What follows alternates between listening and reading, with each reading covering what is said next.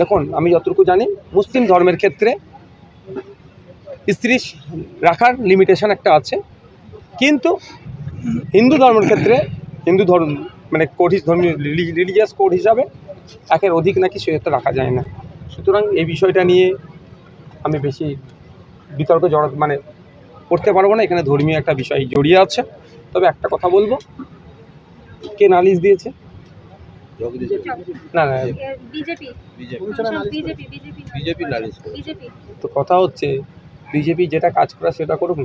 কার কটা বউ আছে, কার কটা সন্তান আছে, কে আবার তারা তো আবার পরকীয়াকে বৈধ করে দিয়েছে।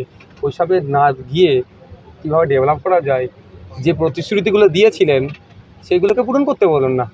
শুধু বাইনারি পলিটিক্স হচ্ছে আর মানুষকে কিছু একটা হচ্ছে ভাবানো হচ্ছে। কালীঘাটের কাকুর কণ্ঠটা কবে আসবে? হ্যাঁ, সেটা হোক না, সেটা তো করছে না। কে বলছে? ও ওই ভদ্রমহিলা যে হিন্দু ধর্মের আমার মা বোনেরা যাকে বেশি ভালোবাসেন শিব ঠাকুরকে অপমান করেছে, ওই ভদ্রমহিলার কথা বলছেন? মানে ওই ভদ্রমহিলার কথা বলছেন তো, মানে যাদবপুরে যিনি প্রার্থী আছেন, ওই ভদ্রমহিলার উত্তর দেওয়া উচিত নয়। এখনো পর্যন্ত তৃণমূল কংগ্রেস কিন্তু সায়নী ঘোষ মহাশয় এই ভদ্রমহিলা যেভাবে ধর্মকে অপমান করেছেন সেই বিষয়ে কিন্তু ক্লারিফিকেশন এখনো দেয়নি।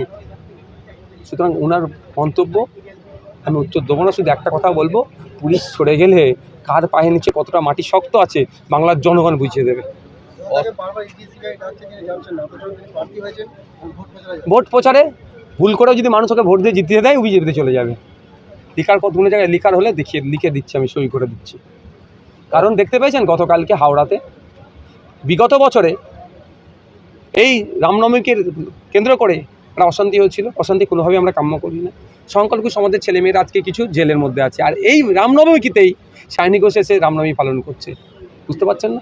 আগে সংখ্যালঘু সমাজের ছেলেগুলোকে জেলে ভরে এখন রাস্তা ক্লিয়ার করে করছে। তো এখনই সংখ্যালঘুদের ভোট নিয়ে, বিশেষ করে সংখ্যালঘুদের ভোট নিয়ে বিজেপিতে ঝাঁপ মারবে সায়নী ঘোষ। এটা বলছি, রেকর্ড করে রেখে দিন।